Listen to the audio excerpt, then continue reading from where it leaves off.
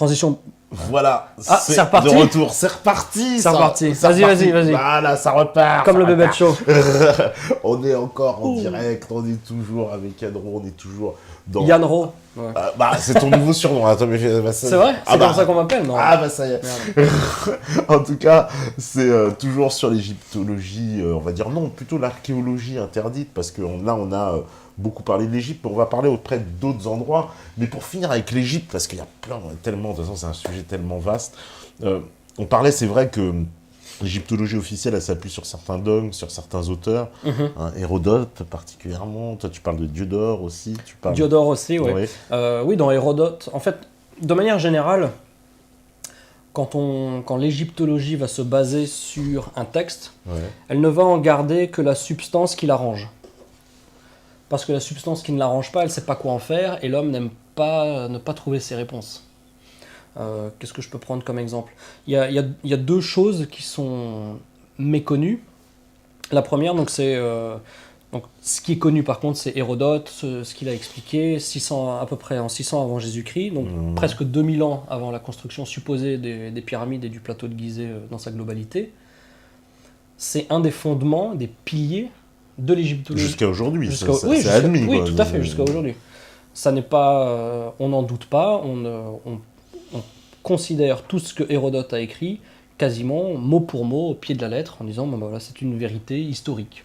Vérité historique qu'il a héritée de manière orale, de gens qui ont hérité de ça de manière orale, qui ont hérité de ça, de gens qui ont hérité de ça de manière orale, et ainsi de suite sur 2000 ans. On connaît le téléphone arabe, pour le coup, c'est pas sans mauvais jeu de mots. On connaît la perte d'information, la perte de véracité quand les choses sont transmises de manière orale. Donc en quoi le texte d'Hérodote est plus légitime qu'autre chose ? Il est là parce que c'est un des seuls qui en a parlé, et en tout cas c'est un des seuls dont on peut encore trouver la trace des écrits.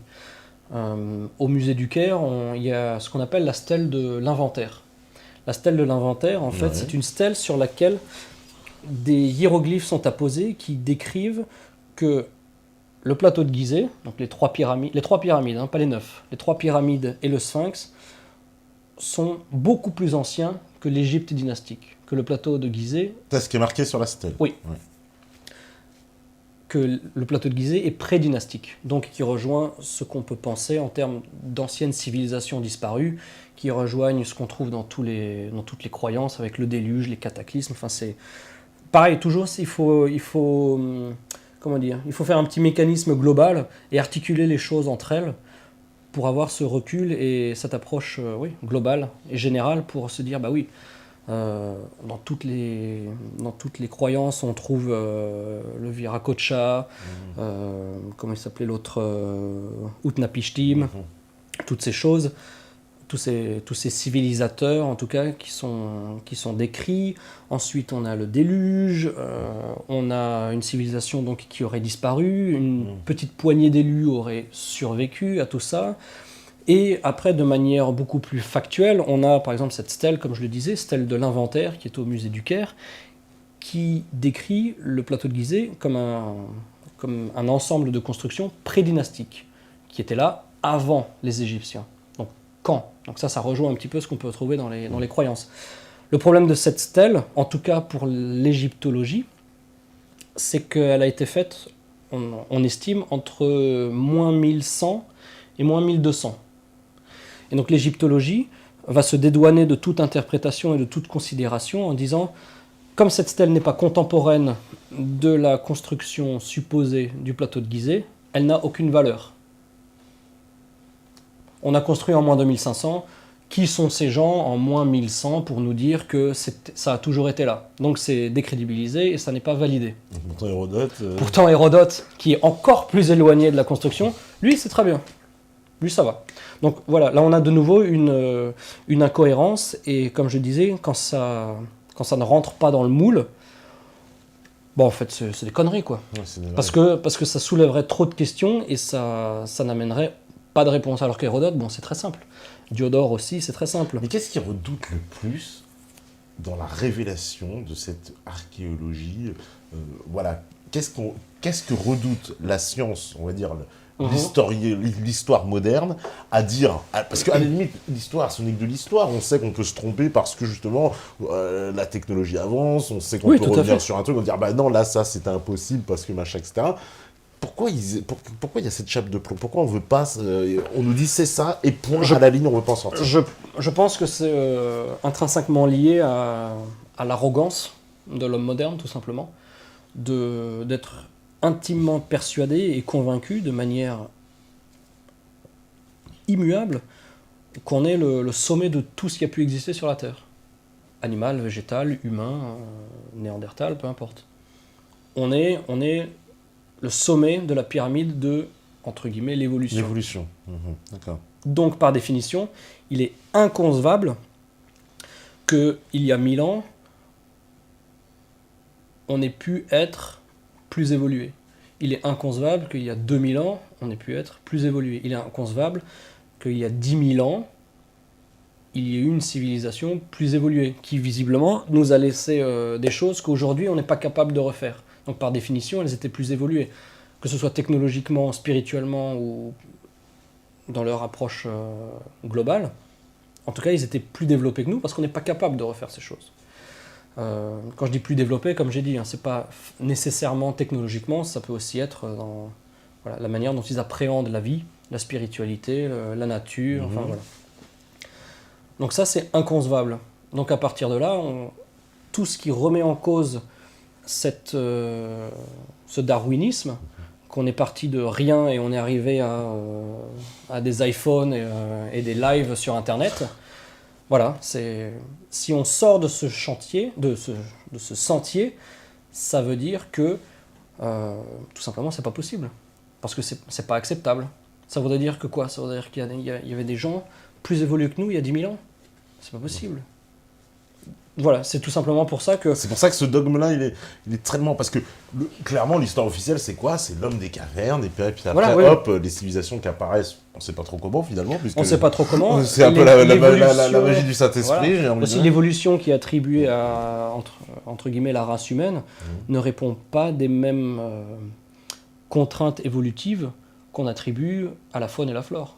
Quand on prend des millions d'années d'évolution pour certains animaux, nous, on est là, on est sur... on est quand même les tout premiers, peut-être 1 million, mais voilà, on est, on va dire, à 100 000 ans, il y avait des Néandertals, il y avait des trucs, il y avait des machins, et on ne sait pas trop, tu vois, ça... 100 000 ans en termes d'évolution, c'est une seconde.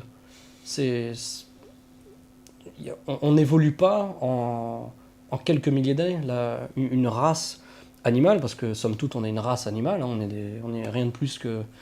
Des mâles et des femelles qui s'accouplent pour perpétuer une race. Voilà. Par contre, dire il y avait des hommes il y a 50 000 ans, 100 000 ans, 175 000 ans, parce que très récemment il y a quelque chose qui a été découvert, je ne sais même plus, alors là on va me crier dessus, qui montrerait qu'il y a des constructions souterraines artificielles qui datent de 175 000 ans. Ah oui, comme Yonaguni, un peu le site, c'est ça, dans le Japon, là, qui est sous l'eau. Oui, alors Yonaguni, oui, on est sous l'eau. Ça, de nouveau, c'est très évidemment énigmatique, c'est très compliqué à analyser, c'est très compliqué à étudier sur place, parce qu'il faut non seulement des experts, mais il faut des experts qui soient capables de plonger. Tout le monde n'est pas capable de plonger, il faut plonger profond, il faut plonger longtemps, il faut être capable de faire des mesures sous-marines. Ouais, c'est très compliqué. Voilà, c'est déjà assez le bordel quand c'est au-dessus de la Terre, donc une fois que ça devient sous-marin, c'est encore pire. Mais voilà, tout ça pour dire que en moins 1100, on a une stèle qui dit, avec des hiéroglyphes, que c'est pré-dynastique, que c'est entre guillemets, ça a toujours été là. Ça, on le discrédite parce que ça nous arrange pas dans ce qu'on accepte en termes de chronologie dynastique pour l'Égypte. Par contre, Hérodote, qui est encore plus éloigné, lui, il n'y a aucun problème. Parce qu'il rentre dans le moule, donc ça va. Et tout ça, ça a été corroboré aussi par des découvertes qui ont été faites, enfin, découvertes entre guillemets, par Howard Weiss, j'ai plus l'année, qui serait sorti de la Grande Pyramide avec des stèles sur lesquelles il y a des hiéroglyphes qui indiqueraient qu'elle a été construite par Khéops. Le seul problème de ces stèles, qui sont totalement dissociées de la stèle de l'inventaire dont je parlais avant, sur ces stèles, en fait, si on peut appeler ça la grammaire hiéroglyphique, était absolument pas en phase avec la grammaire hiéroglyphique qu'on peut retrouver partout à travers l'Égypte. Pourtant, il a pu se targuer d'avoir découvert quelque chose que personne ne connaissait. J'ai la preuve que c'est Khéops. Pourtant, il y a énormément de... Et c'est ça jusqu'à aujourd'hui, c'est la... Oui, c'est- tout à c'est fait, ça, tout la à fait. preuve. Il y a énormément de gens qui disent, qui n'y prêtent pas attention, parce qu'ils disent que justement, ces hiéroglyphes ne sont pas des vrais hiéroglyphes. C'est très probablement lui et son équipe qui les ont faits pour pouvoir, comme je disais, se targuer d'avoir fait une découverte grandiloquente et puis dire, bah voilà, on a la preuve que c'est Khéops. Alors que quand on analyse ces hiéroglyphes, ils sont mal faits, ils sont pas du tout dans la qualité des hiéroglyphes qu'on peut trouver ailleurs en Égypte, mais absolument pas sur le plateau de Gizeh. Sur le plateau de Gizeh, il n'y a pas de hiéroglyphes. Nulle part, dans aucune pyramide, nulle part. Pourquoi est-ce qu'on retrouverait des Ah oui, hiéroglyphes ça c'est uniquement intéressant ça. Il n'y a pas de hiéroglyphes sur le Non, plateau alors de les Gizeh. hiéroglyphes, on les trouve, On les trouve où, on les alors trouve à Saqqara, on les trouve à Assouan, on les trouve à Boussimbel, on les trouve à Edfou, à Komombo, Esna, Luxor, la vallée des rois, partout. Mais il y a un certain nombre de constructions, comme l'intégralité du plateau de Gizeh, comme les pyramides, la pyramide rhomboïdale et la pyramide rouge de Dachour. Ouais. Il n'y a pas de hiéroglyphes. Celles-là, elles sont moins connues. En plus, je crois qu'elles Oui. sont en photo. Elles sont moins connues, ces Non, pyramides. donc voilà. Donc pour les gens qui ont vu les petites boules avant, on est censé avoir fait tout ça avec, Avec des les boules. petites boules, Avec les d'accord. petites boules. Là, c'est le granit, ça. Hein. Ça, c'est toujours du granit, C'est ouais. toujours du granit. Granit rose d'Assouan, toujours la D'accord. même chose.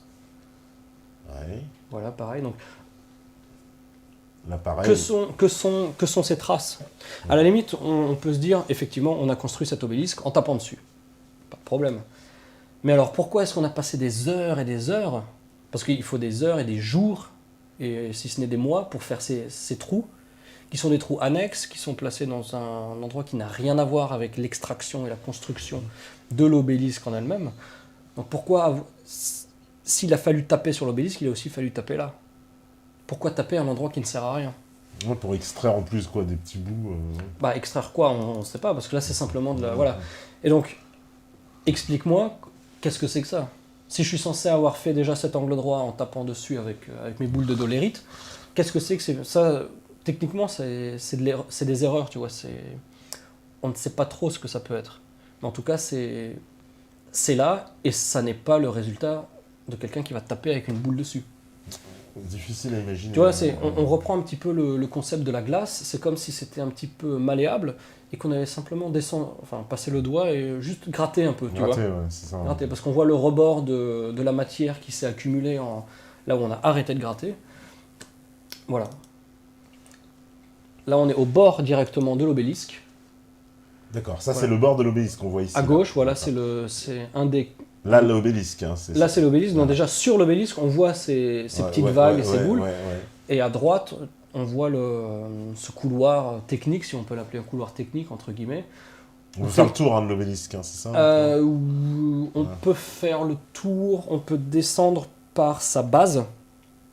On peut remonter, mais on ne peut pas faire le tour en haut de la pointe. D'accord. Mais on peut remonter en tout cas sur son corps principal, de part et d'autre. Ouais. Donc voilà, là on est toujours dedans. Donc on est plus dans la technique d'extraction qui nous est inconnue que dans... Effectivement, c'est étroit, il n'y a pas tellement de place que tu Oui, disais parce tout à que si l'heure. tu veux taper avec de la force, t'as pas la place. Et ça rejoint un petit peu ce qu'on trouve aussi à Saqqara, où on a des cuves absolument phénoménales de granit, qui sont polies. Alors il y a quelques cuves de granit qui sont encore, comment dirais-je, brutes, qui n'ont pas été travaillées, qui n'ont pas été polies, elles ont simplement été grossièrement taillées et extraites, probablement avec les techniques dont je parlais avant, avec le bois, parce que ça, on sait le faire, on ne va pas le remettre en cause, il n'y a aucun problème. Par contre, ces cuves, elles sont placées dans elles sont déjà en souterrain. Donc, le site en lui-même, donc c'est à Saqqara, mais ça s'appelle le Sérapéum. J'ai pas assez de photos de qualité, mais donc ces cuves, elles sont d'une licicitude. Ça se dit licicitude? Licicitude, non. Licicitude. Ah. Allez, c'est un néologisme, on va admettre. Bah, alors trouve-moi un meilleur mot. Le fait d'être lisse. Un lissage, je sais pas, non. Lissage. Lissage, je crois que c'est ça. Le lissage, c'est le fait d'être lissé. Ah, le fait d'être lissé. Ah, L'adjectif d'être lissé. bah, lisse. Substantif, comme disait comment il s'appelait Laurent Bromède Ouais. à Pyramide. Substantif. Donc oui, elles sont là et c'est lisse comme de la vitre. C'est du granit, ça brille, les angles sont complètement parfaits. Pourtant, il y a certains endroits sur ces cuves où on a des renfoncements, un peu comme on trouve à Assouan, comme si c'était mou. Et puis que quelqu'un s'est... Tu sais, comme quand tu mets ton pied dans du béton qui vient d'être coulé. Ouais. Là, c'est comme si quelqu'un avait mis ses fesses ou quelque chose et boum, on a un petit renfoncement comme ça, en cercle. Mais, je veux dire, c'est du granit. Tu vois, d'où sort ce renfoncement? Pourquoi il est aussi lisse? Pourquoi est-ce qu'il est travaillé? On voit même, et ça on le montre aux gens qui viendront avec nous cette année, sur les couvercles de ces énormes cuves, qui sont toujours en granit noir, en fait, en dessous, c'est très difficile à expliquer. Si maintenant je renverse mon gobelet ici, l'eau va couler, tu es d'accord? Ouais. Elle va se répandre là, elle va couler le long de la paroi, et puis ici elle va s'accumuler, et puis elle va goûter. Ouais. T'es d'accord? Elle va goûter par en dessous par quand juste la en dessous, gravité. ouais. Voilà. Mais donc elle va passer par en dessous et quand la gravité reprend son. C'est droit. C'est exactement c'est ça que je cherchais. Quand la gravité va reprendre ses droits, avec l'eau qui s'accumule, ça va goûter. On retrouve exactement la même chose en dessous des couvercles de ces cuves qui sont à Saqqara. C'est-à-dire qu'on a un petit liseré très inégal en dessous, Ouais. qui pourrait tout à fait correspondre à un liquide qui a été appliqué, qui a coulé, et puis comme ici, il s'est accumulé et ensuite il a coulé. C'est pour ça que partout c'est d'une perfection éblouissante, sauf qu'en dessous on voit quelque chose qui est strictement un liquide qui a coulé, qui a été versé et ensuite qui a goûté. Ça je ne l'explique pas non plus. Qu'est-ce que c'était comme alliage? C'était pas forcément quelque chose d'exceptionnel ou d'inconnu, ça peut très bien être des matériaux qu'ils avaient à l'époque. Ouais. Mais en tout cas, toujours est-il qu'ils avaient des techniques de lissage qui font que plusieurs milliers d'années plus tard, au moins 5, peut-être 10, peut-être 50, on ne sait pas, c'est totalement intact. Tu fais ça aujourd'hui, si ça n'est pas entretenu, dans 500 ans, c'est plus là, tu vois. Le granit, ça rend quasiment éternel, c'est ça que tu veux En tout cas, leur travail du granit... Leur travail du granit, oui. Leur travail du granit est éternel. Et ça, on l'a vu aussi à Luxor, où on est ébloui par certaines statues qui nous reflètent le soleil dans les yeux. On est des milliers et des milliers d'années, on est au moins 4500 ans plus tard, on est peut-être 50 000 ans plus tard, on est peut-être 30 000 ans plus tard. Mais il y a certaines statues, tu ne peux pas les regarder parce que tu as le reflet du soleil et ça t'éblouit. Et donc le reflet sur la pierre, donc Oui, ouais. c'est quoi comme pierre? C'est du calcaire? Non, c'est aussi là en l'occurrence ce dont je parle, c'est dans le temple de Luxor. Ah On ouais. est aussi sur du granit rose d'Assouan. Encore du granit rose. Qui est travaillé, qui est poli d'une manière, là tu l'as bien dit, éternelle. Et c'est alors les fameuses statues justement, les pieds de Ramsès, donc c'est ça qui font partie d'une statue géante. Ah, le ça Remasseum, ouais. C'est probablement la plus grande statue monolithique jamais construite par l'homme. Plus grande que les colosses de même nom. Plus grande que les colosses de même nom. Ouais. Plus grande que les colosses de même nom. Peut-être que tu as une photo ou deux. Il faudrait qu'on voit. Donc je pense que les gens, là on est dans Assouan, donc je pense que les gens maintenant ils ont un peu capté le problème. C'est pas dans cette partie-là, donc peut-être. Non, ça va être dans Luxor. Dans Luxor, alors attends, on va aller voir. Remasseum, voilà, tout en bas. Voilà. Yes. Voilà. Voilà. Donc voilà, ça c'est ma femme qui se trouve au-dessus de l'épaule de la statue. Ah d'accord, là elle est au-dessous de l'épaule de la statue, Voilà. d'accord, ça nous donne un peu la Donc dimension. à gauche on a la tête, ensuite on a ma femme dans le creux de l'épaule, ensuite on a ce qu'on appelle la coiffe des rotateurs en anatomie, et puis on a le début du bras. Voilà. Les hiéroglyphes, c'est très intéressant aussi d'analyser la manière dont sont faits les hiéroglyphes parce que ça permet de donner une meilleure compréhension et dimension historique en tout cas à la chronologie dans laquelle s'inscrivent les différentes constructions. Je m'explique. Là, donc on est au Remasseum, c'est une statue qui, le poids estimé, on ne peut pas vraiment savoir, 1200, 1500, 1600 tonnes. Peu importe, c'est déjà gigantesque. Peut-être qu'après, sur d'autres photos, on verra mieux les hiéroglyphes, mais les hiéroglyphes, ils sont faits, on a l'impression que c'est des gâteaux de Noël, tu vois. où on a nos petites formes de sapin ou d'étoiles. On a un parterre de pâtes. On va dedans. Et c'est d'une perfection exceptionnelle. Par contre, il y a d'autres sites où on voit clairement différentes générations, civilisations, peuples, peu importe le terme, qui se sont succédés parce qu'on a des hiéroglyphes qui répondent à cette même perfection. On a d'autres hiéroglyphes qui sont moins parfaits. On a d'autres hiéroglyphes qui sont carrément pourris. Par exemple, le Sérapéum, donc ces grandes cuves de granit. Avant, je faisais le lien d'ailleurs avec les cuves de Abu Ghorab, qui étaient toutes censées avoir recueilli du sang ou des taureaux, pour le dieu Apis. Au même titre que toutes les pyramides construites en tant que tombes, mais qui n'ont jamais été des tombes, on n'a jamais trouvé pas plus de momies dans les pyramides qu'on a trouvé de taureaux dans les cuves de Saqqara qui sont censés honorer le dieu. Et sur une des cuves, parce qu'on a 24 cuves qui sont souterraines, sur une des cuves, on a des hiéroglyphes qui sont d'une imperfection qui est... c'est pourri, quoi. C'est irrégulier, c'est mal fait, c'est tout ce que tu veux, mais c'est à poser sur une des 24 cuves qui sont d'un niveau de technicité et de conception qui sont proprement ahurissants. Donc il est très probable, et c'est de manière logique probablement ce qui s'est passé, il y a une première civilisation qui avait des moyens qu'on est incapable d'imaginer, de concevoir, qui ont réussi à mettre sur pied ces énormes cuves, avec le polissage, l'alliage, le travail, les angles droits, enfin tout ce que tu veux, de manière souterraine, dans des endroits où on n'a pas assez de place pour se tenir debout, entre la cuve et l'alcôve dans laquelle elle se situe. Comment on l'a faite? Les cuves aussi ne passent pas forcément la porte d'entrée du souterrain. Donc ça c'est le plus grand mystère de l'Égypte pour nous, et quand on va en Égypte et qu'on voit Saqqara, on regarde l'entrée, on voit les cuves qui ne rentrent pas, on voit qu'elles sont parfaites.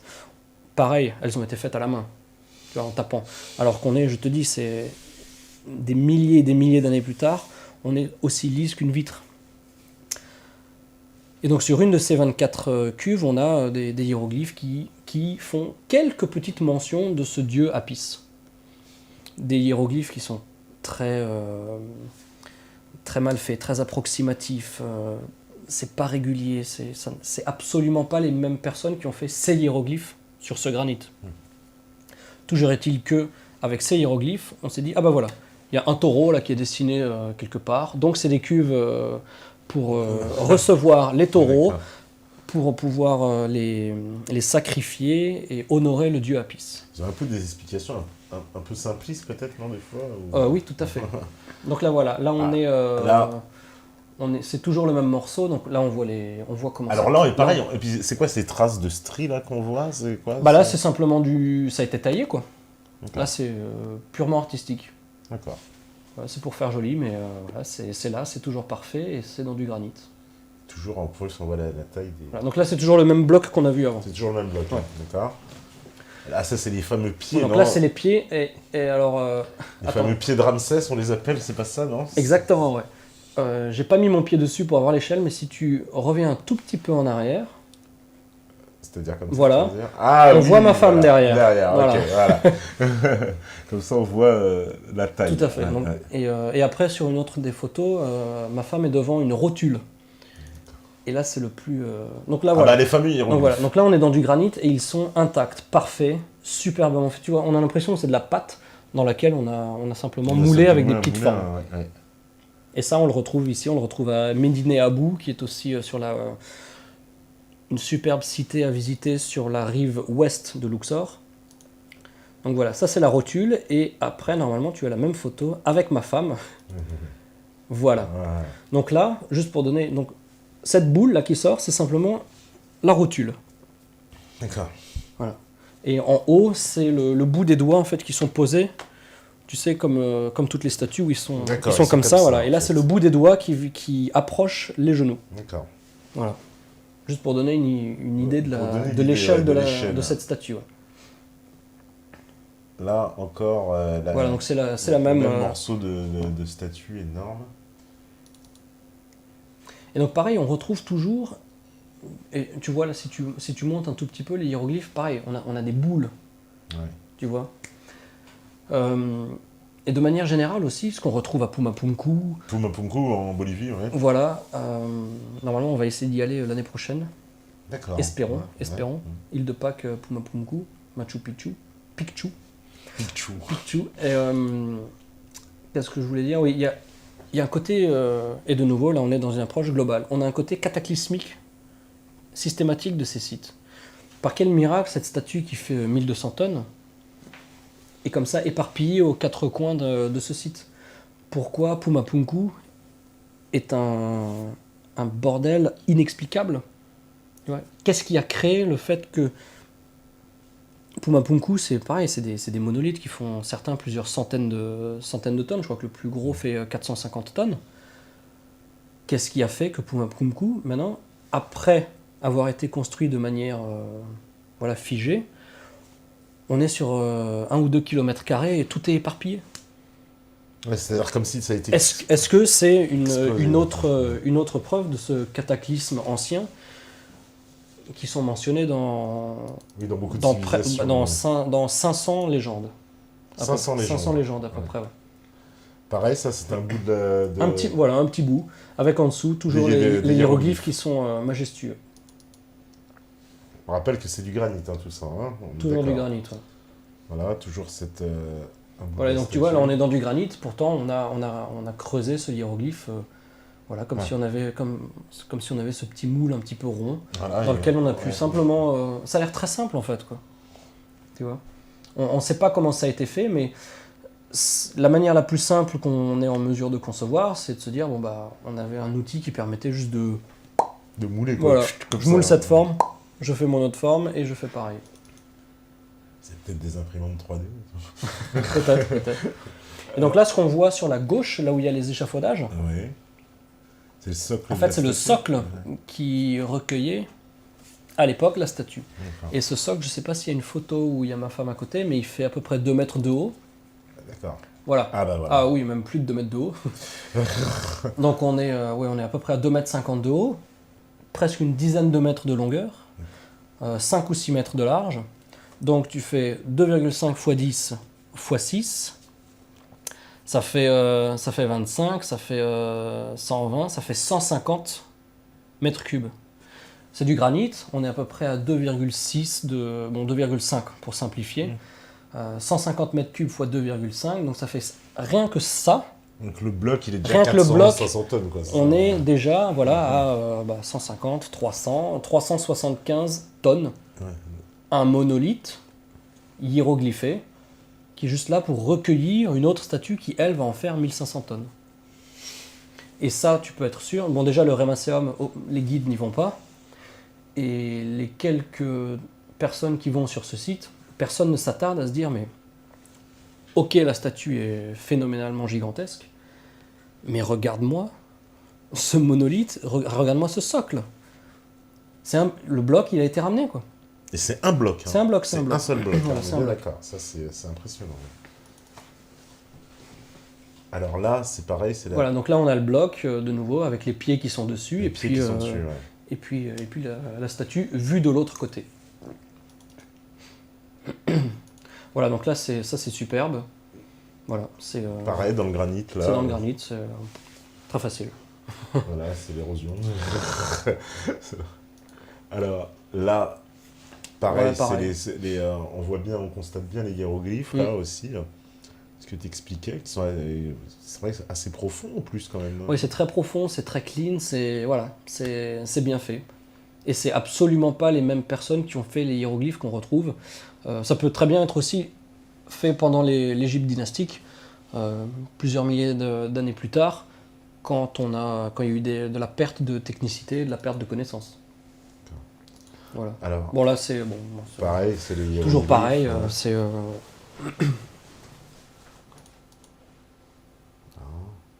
Toujours pareil, tu nous montres les hiéroglyphes. c'est toi qui les montres. Hein. Alors là, qu'est-ce qu'on voit là? C'est pas les mêmes pieds, ceux-là? C'est toujours le socle, vu de l'autre côté, donc on voit toujours les pieds énormes qui sont par-dessus. À côté, Ouais. on a une statue secondaire qui n'en est pas moins Ah oui, déjà très grosse. Impressionnante. Voilà. Et c'est quoi? C'est en train d'être refait, c'est pour ça? Ouais, il y a beaucoup de fouilles, il y a beaucoup de... Dieu merci, parce qu'on a... Le gros problème, c'est qu'il y a énormément de sites qui sont refaits, et du coup, les restaurations empêchent de voir le site tel qu'il était lors de la construction, et d'en tirer des conclusions, voilà. Là-bas, oui, comme je disais, Dieu merci, la statue est beaucoup trop grosse pour qu'on en fasse quoi que ce soit. Parce que pour soulever ça, je ne sais pas comment on fait. Il y a une coupole, je ne sais plus où, en France, il y a quelques années, une coupole de ciment qui devait être refaite dans un bâtiment. Et en fait, les ingénieurs se demandaient qu'est-ce qui coûterait plus cher, de la faire sur place ou de l'emmener. Et en fait, c'était plus économique de l'emmener et de la poser. Et pour cela, donc cette coupole, elle était entre 2500 et 3000 tonnes. Donc là, on est dans du... Là, c'est pas des enfants qui jouent, tu vois. Pour pouvoir la transporter et la poser, je me souviens plus du site, je suis vraiment désolé. En France, hein. En France. Il a fallu... Donc, on a des grues qui peuvent soulever 3000 tonnes. Mais c'est des grues qui mettent 6 mois à être construites, à être assemblées, et qui nécessitaient, en tout cas pour celle-ci, 240 camions pour transporter toutes les pièces, entre guillemets, détachées de cette grue, pour l'amener sur le site. Ensuite, il a fallu 6 mois pour la mettre sur pied, pour pouvoir soulever cette coupole de 3000 tonnes. Alors, évidemment, c'est 3000 tonnes, mais qui peut le plus, peut le moins. Donc s'il faut soulever 1500 tonnes, ça va être la même chose, ça va être des centaines de camions et des mois d'assemblage. Parce que pour soulever 3000 tonnes ou pour en soulever 1500 ou 2000, on va être à peu près dans la même démarche. Comment on fait ça? Donc ce serait extrêmement compliqué, c'est ça que... Non seulement extrêmement compliqué, mais rien qu'en termes de logistique, pour pouvoir mettre en place, en tout cas aujourd'hui, de manière moderne avec nos machines, pour mettre en place l'équipement qui permet pas de transporter de Assouan, parce que là on est à Luxor, donc on est quand même à 250 km au nord d'Assouan. Pour transporter ça, ou juste pour le poser, nous aujourd'hui, il nous faut 240 camions, et il nous faut 6 mois pour installer la grue. Et ensuite, hop, bon, on le met, très bien. Mais, tu vois ce que je veux dire? Ouais. Donc c'est... Ça pose problème, surtout ouais, l'époque. Alors là... Bon, là c'est le temple, il y a pas énormément de choses mystérieuses, si ce n'est les statues qui sont en granit. Mais voilà. Oui, bon, tout ça c'est du granit, tout ce qu'on voit là. Les deux statues, Ah, les deux la statues, petite d'accord. tête et celle à gauche qui est D'accord. cassée, c'est du granit, le reste Et sur c'est les du calcaire. colonnes, c'est du calcaire. C'est du calcaire. D'accord. Mais c'est vrai que le Sérapéum, la chose intéressante au Sérapéum, c'est pas forcément le temple ou ces statues qui sont aussi magnifiques et toujours, comme tu dis, éternelles dans la manière dont elles ont été travaillées. C'est surtout la grosse statue et son socle qui ont des proportions dignes des colonnes de même nom. Le nez, là, C'est peut-être une tradition, je sais pas. je remarque. Donc toujours, d'accord. Bon, Je sais plus sur quel site tu voulais basculer avant. Après, je voulais aller qu'on aille sur l'Indonésie pour changer. Mais tu avais mentionné un truc sur l'Égypte encore. Ah, sur l'Égypte, je sais plus. Alors, je sais plus c'est quel site. Parce que moi, voilà. Là, alors qu'est-ce que c'est ça? Pareil, c'est du granit avec des hiéroglyphes qui sont de moins bonne qualité que ceux qui sont apposés sur la très grosse statue. D'accord. Déjà, on baisse en qualité. Ça. Voilà. Là aussi, des hiéroglyphes. Mais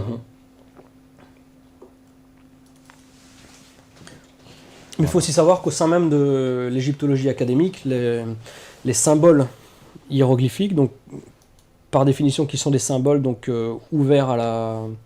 Ah non, je crois que tu voulais aller à Dachour. Dachour, voilà. Alors, je sais pas si on les a. Mais je sais pas si ils sont dans le... Ah si, Bent. Ça c'est la pyramide rhomboïdale. Voilà.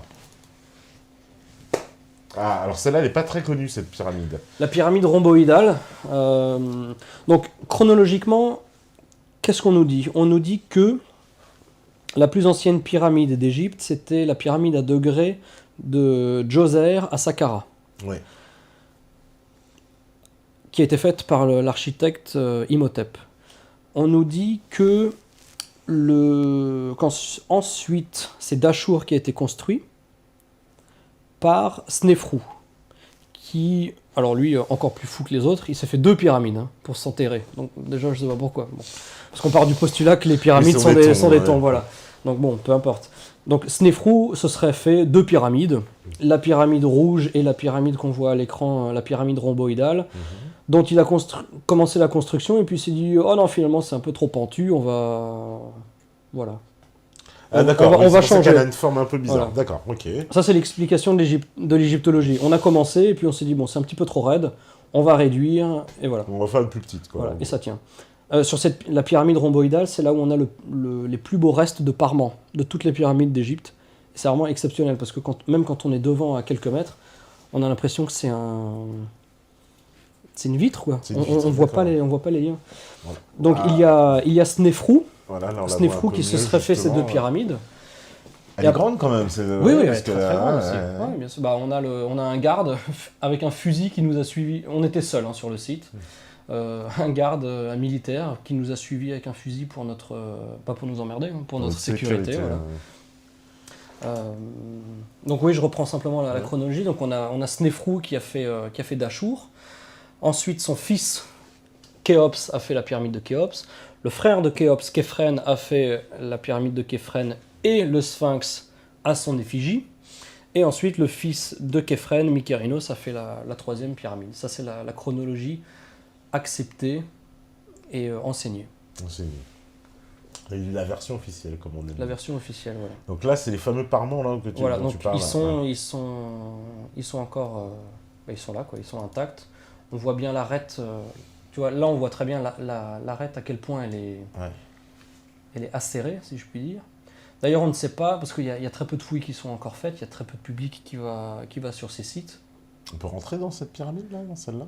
Celle-ci, est-ce qu'on peut rentrer ? Non, on est rentré dans la pyramide rouge de Dachour. Mais par contre, on n'est pas capable de savoir sur combien de mètres encore continue la pyramide sous le sable. Parce que si on enlève le sable du Sahara aujourd'hui, je pense que... Ah, il y aura encore je pense qu'on devient fou de voir derrière, en dessous, d'accord. C'est-à-dire qu'en fait, là, tu voudrais dire qu'elle pourrait être plus grande que ce qu'on pense, en fait. Oui.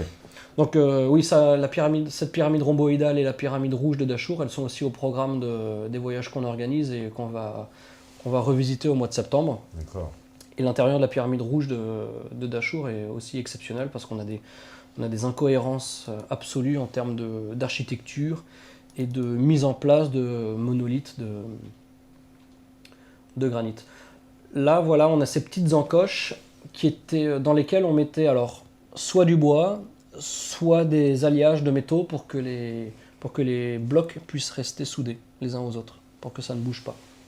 D'accord, les petites encoches qu'on voit ici. Voilà. Toujours est-il que le contenu des encoches a disparu et la pyramide n'a pas bougé d'un pouce. Voilà. Tout au fond, on voit la 3e pyramide de Dachour, mais qui est très... elle tombe en morceaux. Elle tombe en morceaux et elle est censée être, et en tout cas elle est, beaucoup plus contemporaine que les 2 autres.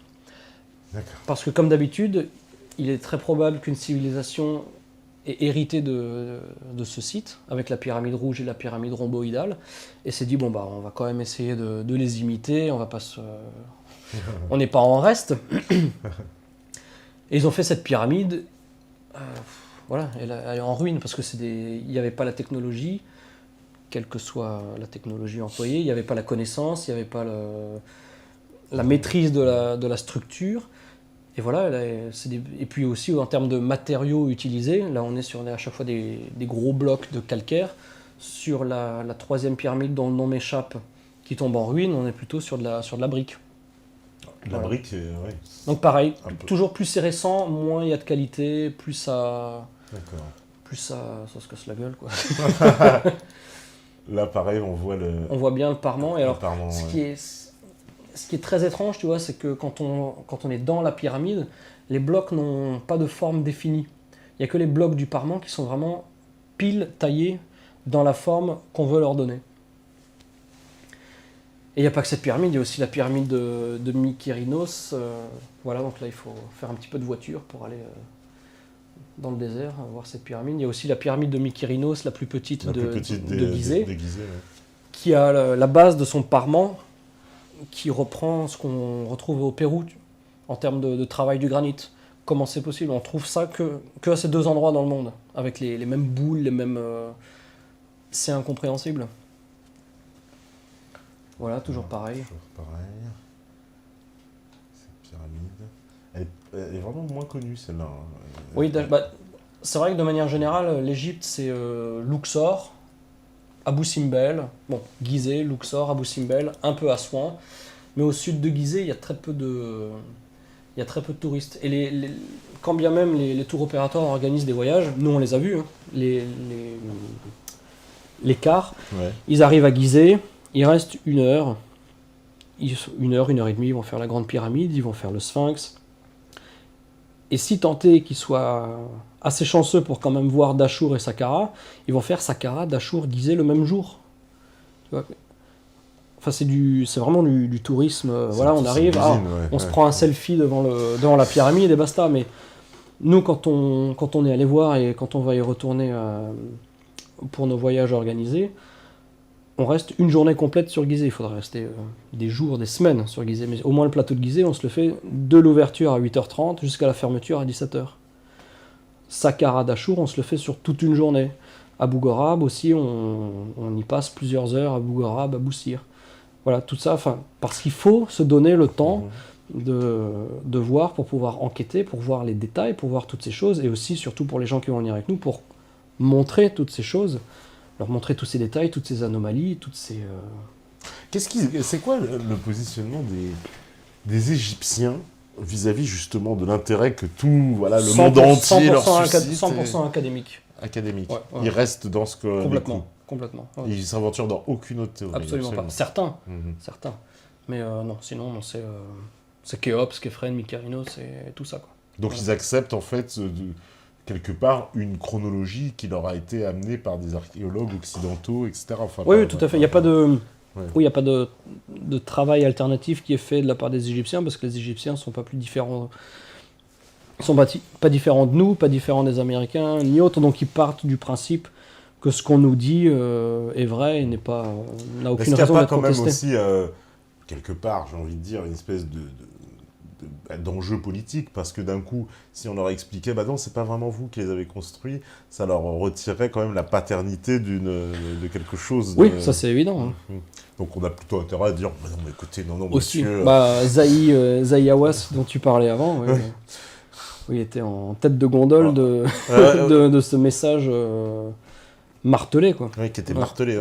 Parce que lui, pour le coup, non seulement il était malhonnête et il a pillé, enfin il s'est enrichi et il a fait énormément de détournements, mais il était aussi un des moteurs principaux de ce martèlement des théories académiques qui sont acceptées actuellement. Oui, parce que dès que quelqu'un sortait d'une théorie, il lui tombait dessus, il n'avait plus le droit de faire de recherche. Déjà pour pouvoir, à son époque en tout cas, qui n'est pas non plus très éloigné, parce que c'était les années 2000. Oui, parce qu'il vient d'être révoqué il y a très peu de temps finalement. Ouais. Mais c'est vrai qu'à son apogée d'escroquerie, il était entre 2005 et 2010, où déjà en termes de budget et d'allocation de fouilles, validées par le gouvernement égyptien, il était déjà très pointilleux pour un petit peu se légitimer en tant que nouveau boss de cette égyptologie, parce qu'après on commençait tout ce qu'il a pillé, tout ce qu'il a détourné. Lui, il fallait qu'il garde son image, et en faisant systématiquement des excès de zèle, il pouvait se légitimer en tant que nouveau chef de l'égyptologie, et après, derrière, pouvoir faire un petit peu ce qu'il voulait. Bon, Dieu merci, ça a été publié, maintenant c'est connu, et il a été révoqué, et bon, il devrait finir en prison. Espérons. Il devrait. En tout cas, Zahi Hawass nous a bien fait rire dans beaucoup de reportages. Oui. Bon, on va faire la deuxième pause. Et déjà oui, ça passe à une vitesse. Je te l'ai dit, surtout après... Me dis pas qu'il va falloir que je revienne. Ah bah, je sais pas, mais ça va être certainement, parce que là, l'Indonésie, on va devoir passer à la trappe. On va aller sur l'Indonésie. Ça va être un petit peu plus court, l'Indonésie. Voilà, surtout que je suis obligé après de prendre les questions. Voilà. Vas-y, on y va après. Des métanotes, et il y en a plein, donc forcément la régie elle est prête, c'est parfait. Bon, on fait la pause, on revient juste après. À vous la régie.